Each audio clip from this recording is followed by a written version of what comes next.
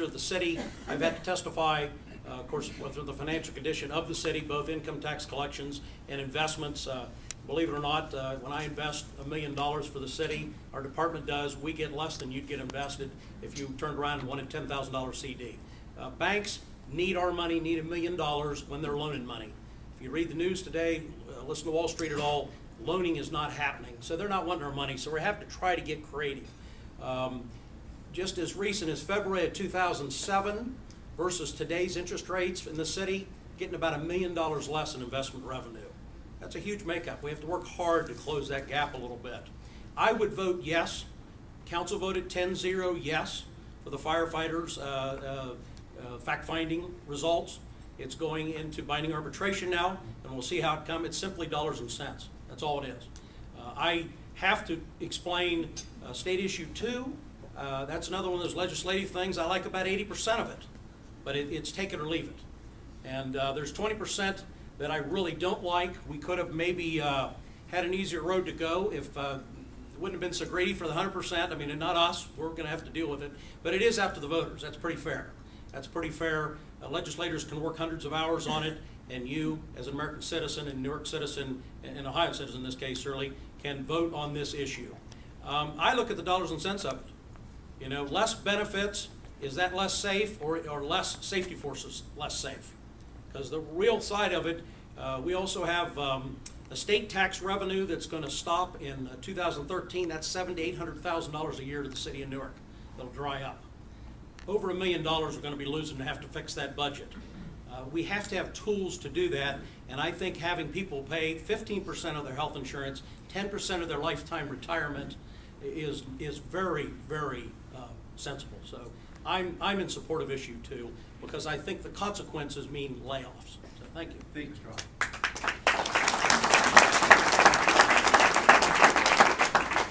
Thank you.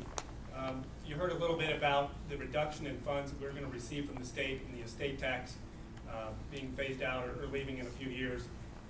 I think the number one problem that we had in the city of Newark is that we didn't have a true leader who was willing to get on the phone and call his congressman or a state representative and say, you know what, that's not right. You know, we're losing income in the city of Newark. Your job as an elected official in the city of Newark was to step up and say, hey, my citizens need this money. If I was your mayor, I would have stepped up and said something. Let it be known that you can't stand for that. Secondly, we talked about the fact finders with the fire contract. I would have voted yes because I'm an attorney and I believe in the process of collective bargaining. That's where they were in the process. It was a good deal for the city, and I would have voted yes on that. When we talk about issue 2, I've let it be known that I'm opposed to Senate Bill 5, and again, it's because I'm an attorney. I believe in the process of collective bargaining. That has worked for many, many years, and there may have been a need to tweak the system.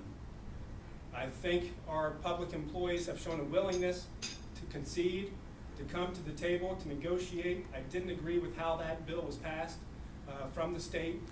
I think there should have been some more open communication. And a true leader, you know, if you're going to ask your public employees to sacrifice, if you're going to ask your team to sacrifice, you better make a sacrifice too. Because a lot of this is about what's your motive. Is it to line your pockets or your friends' pockets? If I'm your mayor and I need to ask our public employees to make a sacrifice, I'll make that same sacrifice with them. And finally, I'm an attorney. Hopefully I can save us some money in these negotiations by not needing outside counsel. Thank you. Thank you. Mr. Hall has asked for rebuttal time, which will be 1 minute. Good, just a little more. State issue 2, very passionate issue. We all understand that. Number one, as I said, there's going to be $1 million shortfall. I'm happy for an alternative fix. And this is not the only fix. There's going to be many other fixes. This is one piece of it. My opponent's asking you to sacrifice. You've sacrificed. Because I don't think very few of you pay 10% for your health care out there. I'm sure you pay much more than that. And as far as you have lifetime retirement that's paid, most of you will not. So most all private sector has already sacrificed over the years. We're just asking to bring, you know, politics is benefits are where they're at with the unions and the public sector. It's Republican, Democrats alike. It's not an issue, R versus D, but there's a real way we need to fix this budget. And with less money coming in, somehow, if you want the same services in the city, we're gonna have to patch it. This is one piece of that, one tool. It's not a fix-all, but it's one piece. Thank you. Mr. Sutton. Yes, thank you. Look, it's not us versus them. It should be, we're all in this together. We've got a problem. How can we figure it out? Let's sit down at the table. You present your issues, your problems. I'll present mine. You might not like what I have to say, but you'll hear it from me. I'll communicate with you. And I think throughout the years, we've shown on both sides a willingness to do that. If you got a problem with the contract that we have with a public union or employees, you know who you can blame? You can blame your mayor. You can blame your manager. They've shown a willingness to make concessions. You know, they're not certainly getting wealthy.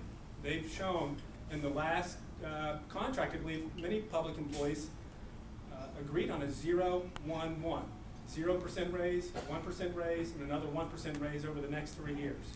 They've made concessions. They've agreed to go to 12%, to pay 12% of their health care. They are no longer receiving a pension pickup. The point is, the process worked. You sit down, you hammer out your problems. Thank you. Thank you.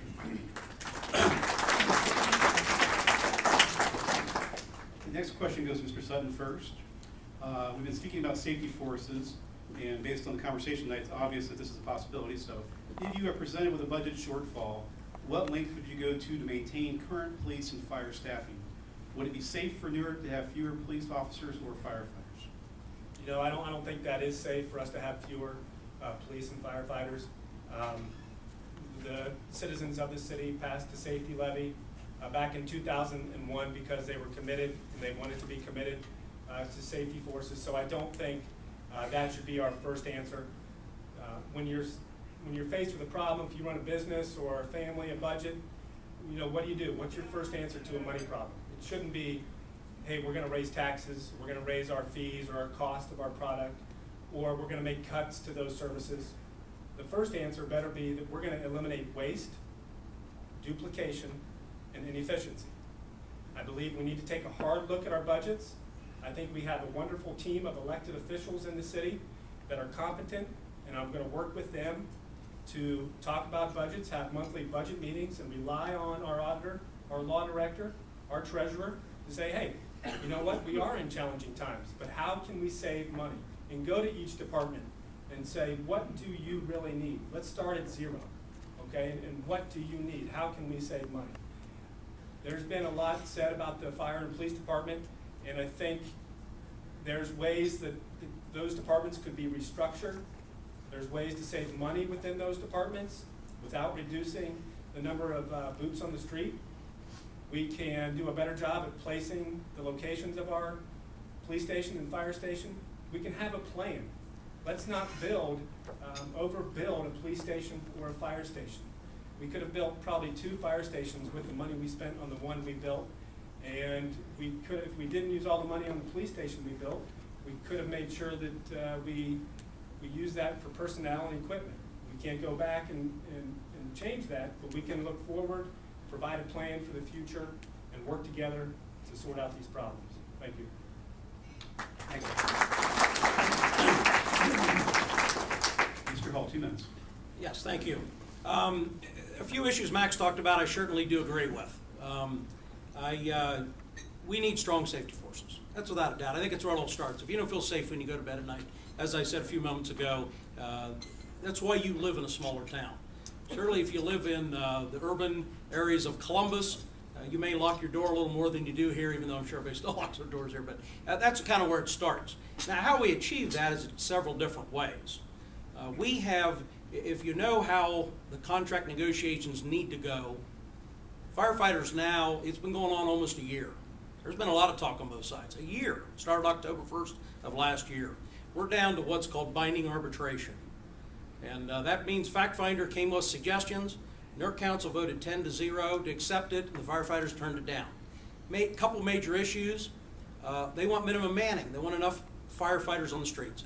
I agree with that. I don't have a problem. I met with the firefighters union for 2.5 hours and went through a lot of issues with them. And I don't have a problem with that, but one solution, it has to be done economically. We have to obtain it. We can't consistently pay overtime to fill vacancies through sickness, vacations, etc. So we're offering, surely from the city's viewpoint, we've offered part-time. The union doesn't want to accept it. We're at binding arbitration now, so when finally the arbitrator comes back, there'll be a decision on what each side has to do. Now, that's not real congenial, but that's the way the system says right now. So if they tell us we have to give 5% pay raise to every firefighter, we have to do it. And there'll be other services cut. So that's a part of that system why that doesn't exactly work. But I think there's a lot of things the administration can do in advance to open up the truth side of it, and where firefighters, I believe in monthly budget meetings, absolutely, and I believe in bringing in union negotiators to understand our financial picture so there's no hidden agenda there or any mystery to that effect. So there's ways, I do believe in strong forces, and I think we can do it in an efficient fashion. Thank you.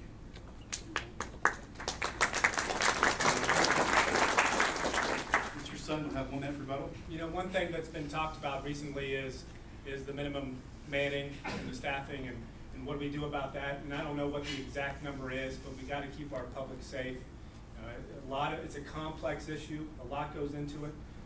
But again, I think the fire department and the firefighters have shown a willingness to say, hey, how can we figure this out? One way that we could maybe improve the service is to talk about, do we need a full fire truck following the medic? A lot of our runs in the city of Newark are medic runs. What can we do about that? Can we purchase an SUV or a van that would go out on these runs and keep some of these firefighters at the fire station?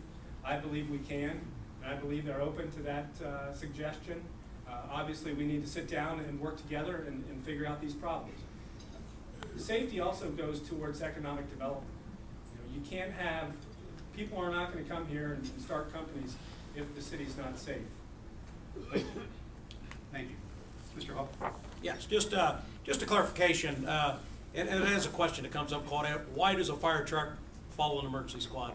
A lot of questions that depends on whether it's advanced life care run or basic life care run. Plain and simple, and pretty much to the 9/11 dispatcher, that is tagged. Advanced life care, they need 4 people there, 4 firefighters to show up on that. So they take an emergency squad, they can't put all 4 in one, they may need to transport somebody, so they put 2 more into a fire truck to get on site. Now obviously you can imagine, you don't go back to the station after every call, you may have to go from a wreck on the street, or maybe they don't need all 4 finally and move it. So there is some safety involved in that. There's 2 sides to all those stories. I'm not saying maximize side, I'm saying the city side and a little bit the union side, and it kind of goes back and forth. But it's not just sheer waste sending 2 of those vehicles out. But there are other ways we can maybe look at it. Cutting down on manpower can maybe make that a little tighter though. So laying off is not always the solution to money saving sometimes. Thank you. Thank you. All right, we're going to change gears here a bit in the middle of tonight's debate. And I have these 3 sections of quick answer questions. So I'm going to go through this here for a second. These are all issues that have been discussed in